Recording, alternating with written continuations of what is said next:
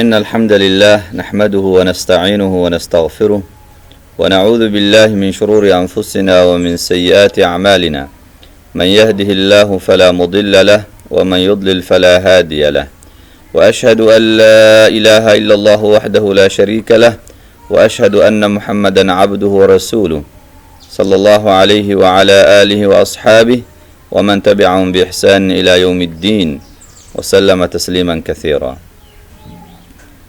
dhegeystayaasha sharafta leh iyo daawadayaasha qiimaha iyo qadarinta mudan ee ku xiran channelkeennii kororso aqoon, waxaan maanta idin soo gudbinayaa muxaadaradii ugu horreysay ee ku saabsan qisadii nebiyullaahi muusa calayhi salaam.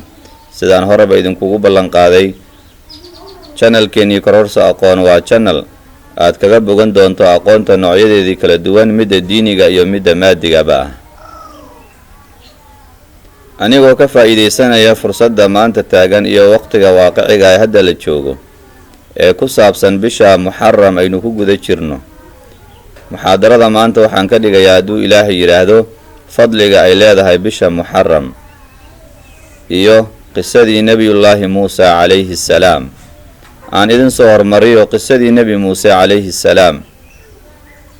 sidaynu la wada soconno walaalayaal, ilaahay subxaanahu wa tacaala qur-aanka wuxuu inoogu sheegay qisadii nebiyada, wuxuuna inoogu sheegay inaynu ku cibro qaadanno.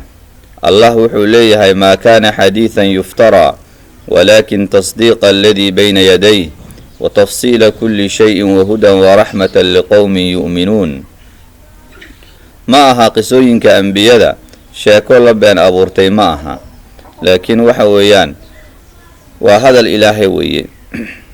sidaa daraaddeed walaalayaal, qisooyinkii waxa weeyaan nebiyada waxaa ugu waaweyn, qisooyinka ugu waaweyn ee ambiyada waa qisadii nebi muuse calayhi salaatu wassalaam.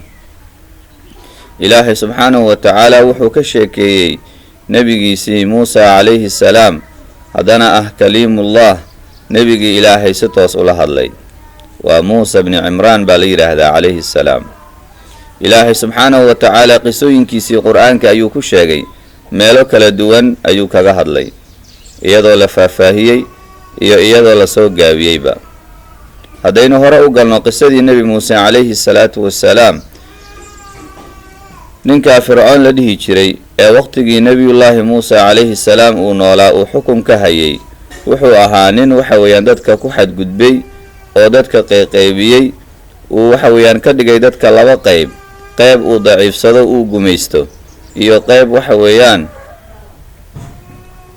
oo dadkiisii ka mid ah oo markaa waxa weeyaan boqortooyadiisii ku hoos nool oo aada loo darajeeyo. nebiyullaahi muuse calayhi salaatu wassalaam wuxuu ka dhashay qoladii reer banu israa'iil la dhihi jiray, kuwaasoo kasoo jeeda faracii nebiyullaahi yacquub ibni isxaaq ibni khaliilillaah ibni ibraahim calayhim assalaatu wassalaam ayuu kasoo jeedaa nebi muuse. qoladii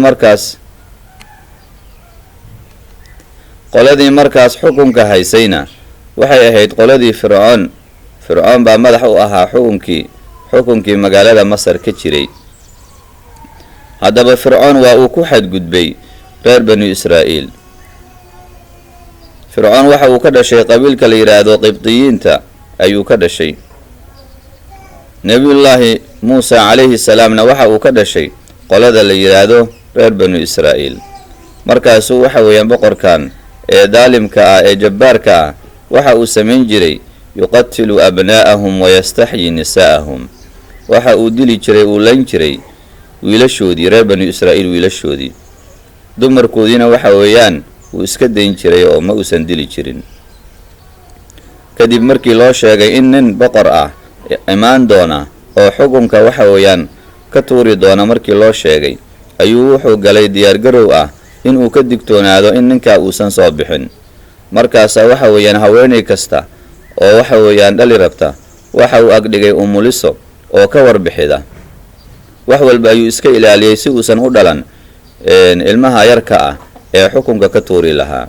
laakiin amarkii ilaahay ayaa soconaya mar walba, oo waxa weeyaan amarkiisii ma soconayo.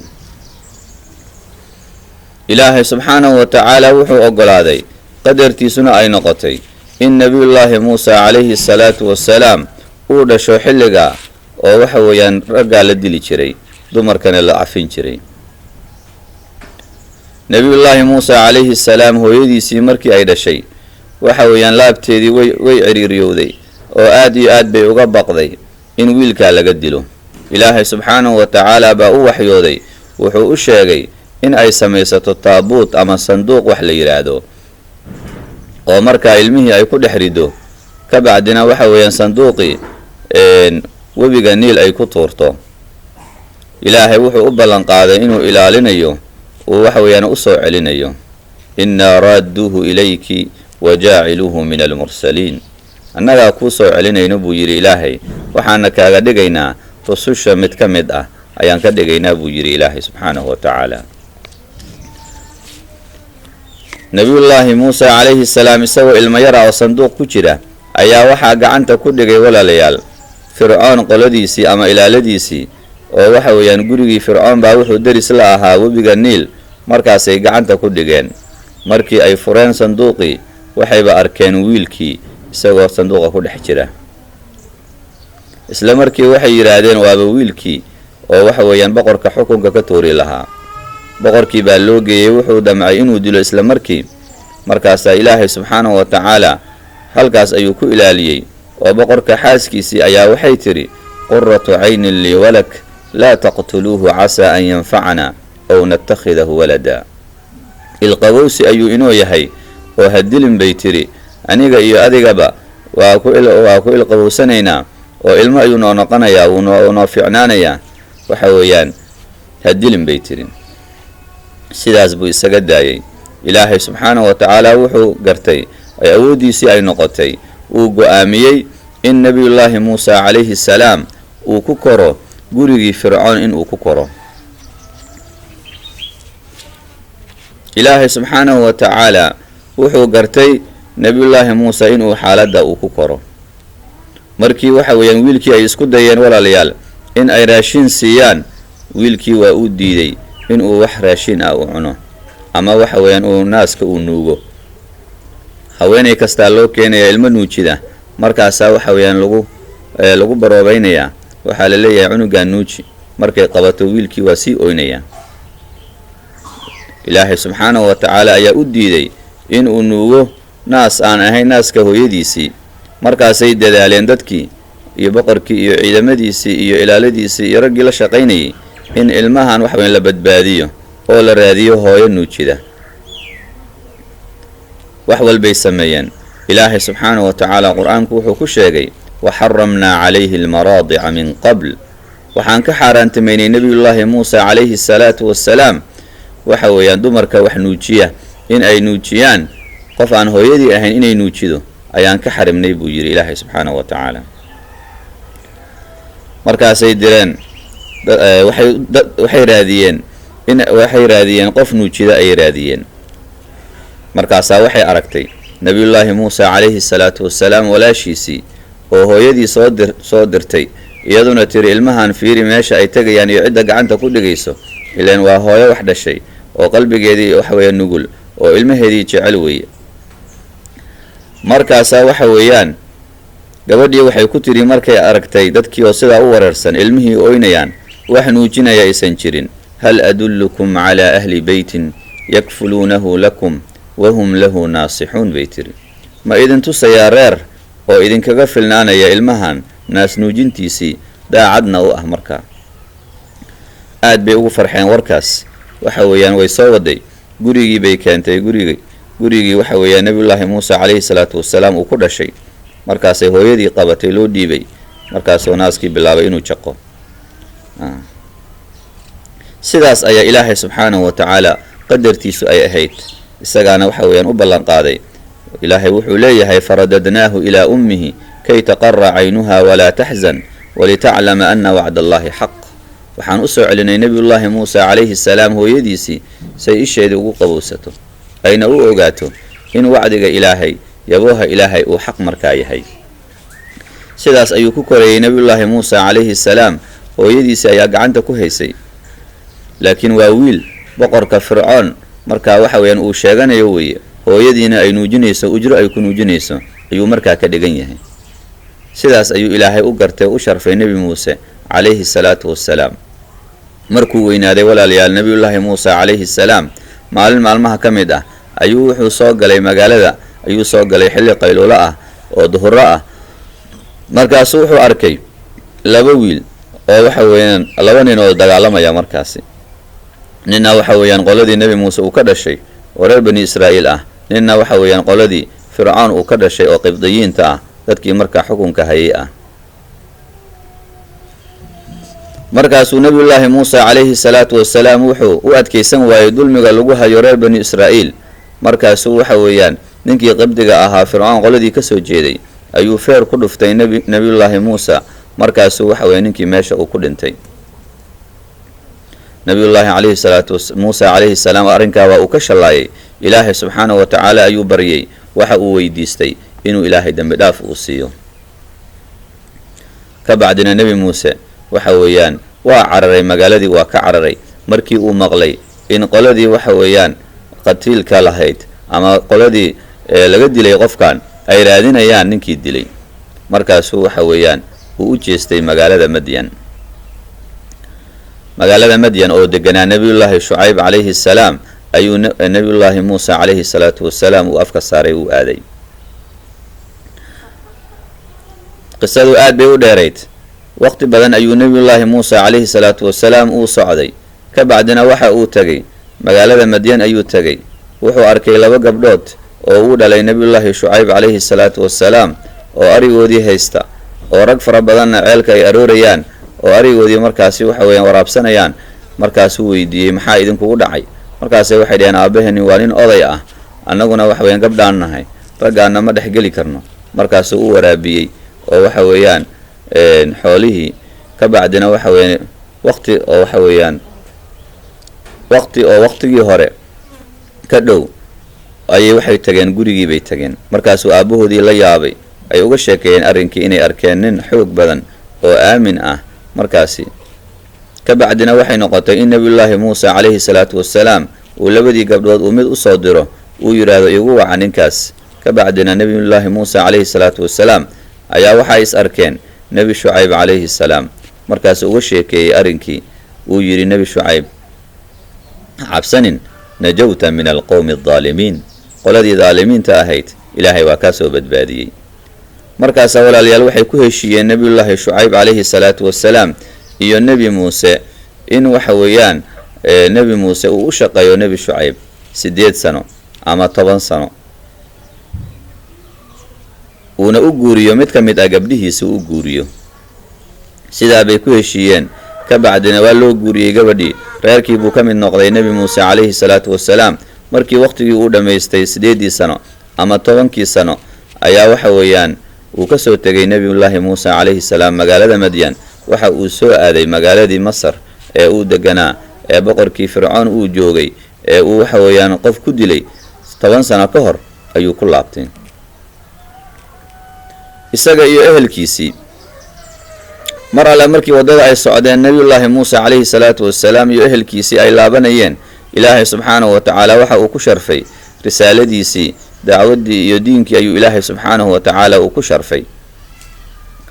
waa uuna la hadlay nebiyullaahi muuse calayhi salaatu wassalaam. allah buu la hadlay, waxa weeyaan risaaladii baa loo soo dhiibay, aayaadkii baa la siiyey oo cadcadaa, ushii oo waxa weeyaan mas noqonaysay, gacantii oo iftiimaysay jeebka la gelinayay ayuu siiyey. markaasuu ilaahay wuxuu yidhi waxaad u tagtaa fircoon, u tag baa la yidhi, oo waxa weeyaan kibrey oo dhahaya ana rabbukum alaclaa, anigu waxaan ahay rabbigiini kan idinkugu sarreeyo, rabbiga ugu sarreeya anigaa ah dhahaya ayaa loo diray nebi muuse inuu dacwad iyo diin waxa markaa uu gaarsiiyo.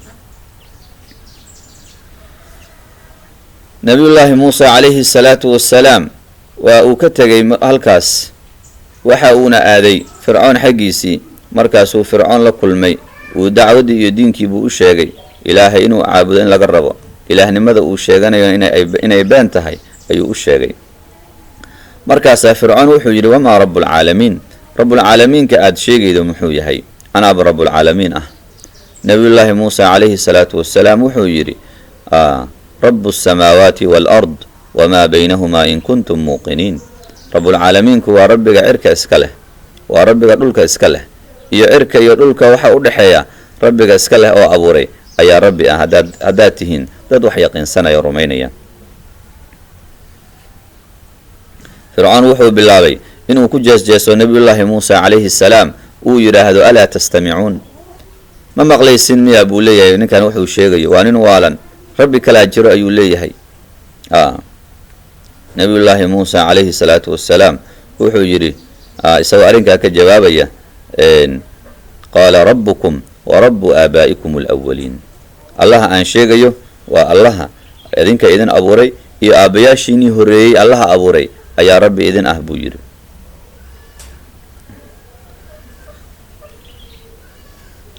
markaasaa waxa weeyaan fircoon wuxuu doonay in uu waxa weeyaan uu ka jeediyo nebi muuse calayhi salaatu wassalaam uu handado ayuu bilaabay.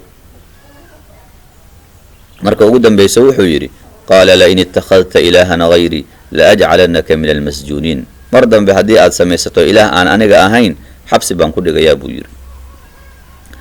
markaasuu yidhi nebiyullaahi muusa calayhi salaatu wassalaam haddii aan wax cad kula imaado xabsi miyaad i dhigaysaa? markaasuu yidhi fircoon la imaab buu yidhi. markaasuu mucjizooyinkii tusay, ushiioo mas noqonaysay, gacantiioo iftiimaysay. markaasuu waxa weeyaan fircoon uu wareeray, uu yidhi waxaan waa sixir, waa laisla garanayaa, aniguna waxa weeyaan sixir baan la imaanayaa. dadkii buu u sheegay ninkan wuxuu doonayaa magaalada inuu sixir ku qabsado. marka wuxuu yidhi waqti inoo sameey muusow oo aan waxa weeyaan ku tartanno oo qof walba sixirkiisii uu kusoo bandhigto. mucjizooyinkan ilaahay subxaanahu wa tacaala uu siiyey nebi muuse calayhi salaatu wassalaam oo nebinimadiisii uu ku xoojinayo ayaa waxa uu u qaatay inay sixir yihiin. markaasuu rabaa diinka inuu sixir kala hor yimaado. waa la isbalamiyey. nebiyullaahi muusa calayhi salaatu wassalaam waxaa loo sheegay in maalin feesta ah ciid ay tahay la isugu imaanayo oo waxa weeyaan fircoonna uu soo aruursanayo saxaro, niman saxaro ah oo saaxiriin ah ayuu la soo heshiiyey fircoon. waxa uuna kula heshiiyey in waxa weeyaan jeegooyin sarsare uu siinayo haddii ay ka dhiciyaan muusa calayhi salaatu wassalaam oo sixirka ay ka raayaan. sixiroolayaashii sixir bay soo samaysteen. maalintii baa la isugu yimid, lagu ballamay. markaasaa waxa weeyaan la isku yimid barxaddii xilli qayluule ay tahay, xilli duhur ay tahay. markaasaa waxay samaysteen sixir bay soo sameeyeen, xargo oo zibaq meerkuriga la marmariyey iyo waxyaabo dhaldhalaalaya markii qoraxda ay qabato oo loo malaynayo inay dhaqdhaqaaqayaan bay keeneen. ayagoo faantamaya waxay yidhaahdeen muusew adiga miyaa bilaabaya oo tuuranaya sixirka mise annagaa bilaabayno? nebi muuse wuxuu yidhi tuurta.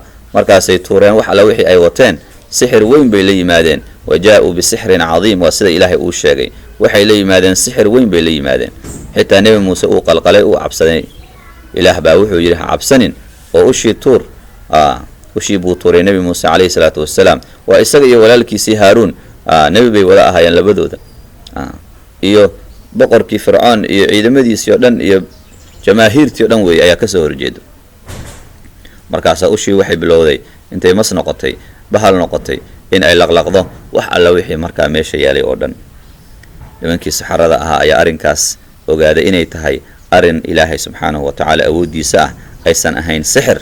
markaasay bilaabeen in ay ilaahay subxaanahu wa tacaala u sujuudaan oo waxbay nebi muuse ay rumeeyaan. saxaradii baa sujuud dhaceen. markaasuu fircoon xanaaqay, wuxuu yidhi anigoo idin fasaxin miyaad rumayseen muuse? wallaahi low qaticanna aydiyakum buu yidhi, walle gacmaha idinka jarjarayaa iyo lugihiini ayaan idinka jarjarayaa, si isdhaafa weliba si isweydaara, lug midig gacan bidix baan idinka jarayaa buu yidhi. sidaas ayaguna waxay yidhaahdeen annagu waxaan rumaynay rabbigeennii, wax walba aad nagu samayso waxba u arki mayno. sidaas bay noqotay walaalayaal. fircoon baa ka xanaaqay arrinkaas. dadkii magaaladii dhan baa sujuud dhacay. nebi muuse bay rumeeyaan iyo reer banu israa'iil oo dhan. markaasuu fircoon xanaaqay, wuxuu yidhi dhammaantiin waa idin daldalayaa buu yidhi. ilaahay subxaanahu wa tacaala wuxuu amray nebi muuse calayhi salaatu wassalaam si uu u badbaadiyo dadka muslimiinta ah boqorka fircoon ee daalimka ah in ay magaalada masar ka tagaan oo dhanka iyo shaam ay aadaan, dhinaca baddana ay aadaan ayuu ilaahay subxaanahu wa tacaala uu ku amray. nebi muuse calayhi salaatu wassalaam iyo dadkii rumeeyey xilli habeen ay magaaladii ka guureeyeen, dhinacii baddii bay aadeen.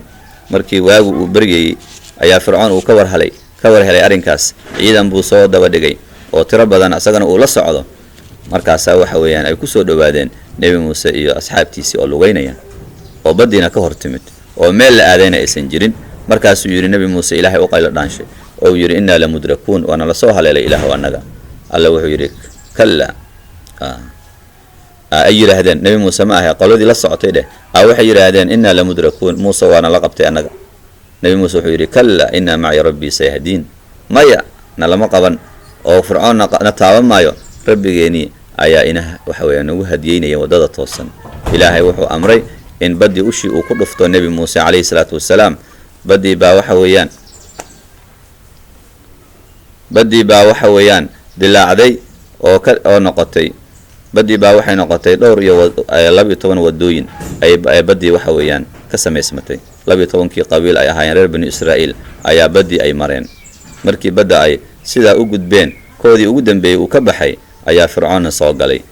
koodii ugu dambeeyey markuu kusoo xarooday badda muslimiinta ama nebiyullaahi muuse calayhi salaatu wassalaam iyo ciidankiisiina ay ka baxeen baddii ayuu ilaahay baddii amray isku keenay mar kale awooddiisii. halkaas ayuu ilaahay ku maasheeyey fircoon iyo ciidankiisii.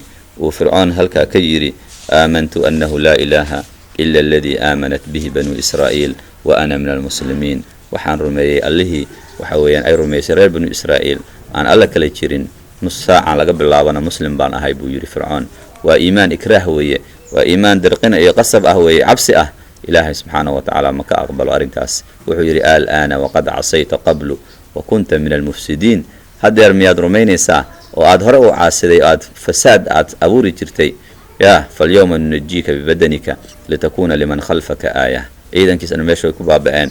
isagiyaa bannaanka la soo dhigay isagoo meyd ah ayuu ilaahay subxaana watacaala bannaanka keenay si aad ugu noqoto baa la yidhi cibrad iyo waana qaadasho waxa weeyaan dadka oo dhan. sidaa daraaddeed marka waxa weeyaan fircoon iyo wixii ka dambeeyey qof alla qofkii boqortinimo sheegta ama ilaahtinimo sheegta sidaas ayuu ilaahay u galayaa. arrinkaana wuxuu dhacay bishaan aynu ku guda jirno ee muxaram. insha allahu tacaala la soco muxaadarada labaad ee ah fadliga bisha muxaram. halkaas aynu kusoo gabagabeynaynaa qisadii nebiyullaahi muuse calayhi salaatu wassalaam.